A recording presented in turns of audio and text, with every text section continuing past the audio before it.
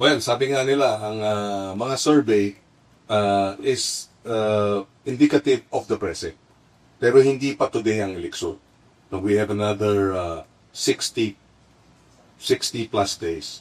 So we really have to bring our message to the people. For example, sabi ng SWS, 94% of voters have said that they will vote for a senator who carries food security and agriculture.